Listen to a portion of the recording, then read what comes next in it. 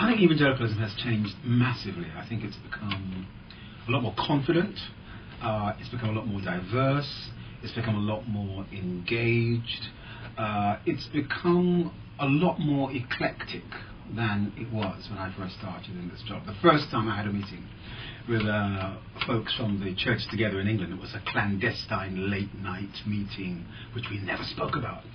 Now we have active partnerships. We had a massive General Assembly in 1996. For me, it was the first time that the Evangelical lines had come together in some 30 years.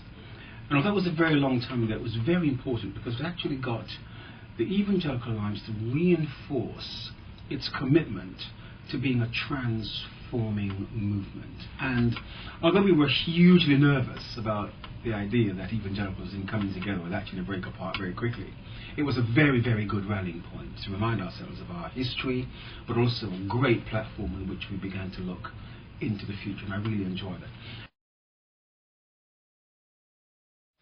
But I've been really, really encouraged by the Agenda for Change tour. If you're presenting the mission of the Evangelical Lines, which is about presenting Christ credibly, which is about evangelicalism, recovering a sense of confidence in the meaning of evangelical as good news, and challenging people for a long-term transformational ministry to see spiritual and cultural change, and you go to some 25 centres and find that generally there's an overwhelming response which is positive from your members.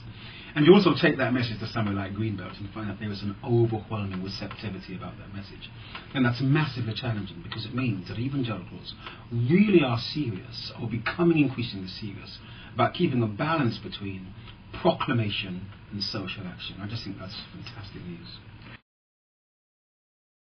It has to be someone with a combination of diplomatic skills, but also, I think, prophetic gifting. I hope the Evangelical Alliance goes for someone who has a prophetic edge and absolutely doesn't allow evangelicals to play it safe and to rehash the status quo, but someone who is edgy and able to convince evangelicals that a prophetic role will sometimes be a little uncomfortable, but someone nonetheless who wants to take good news to the pavement rather than staying within the security of the pulpit or even the pew. Well, I'm very excited about the potential of Micah Challenge. We have a long way to go.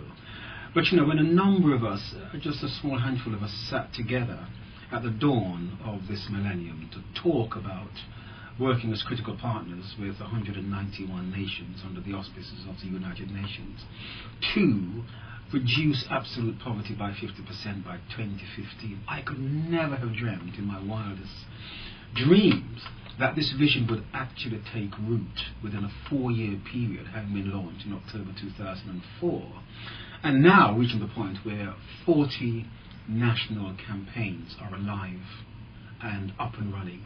Whilst evangelicals must never actually lose a passion for biblicism, for good preaching, for biblical orthodoxy, God is concerned about all those things. We should be concerned about all of those things, but it should never, ever displace the passion we should have, the pain of God for the fact that 30,000 children die every day. Our responsibility is to bring these two things together in an orthodoxy which makes sense to God. And for me, this is the challenge of Micah Challenge.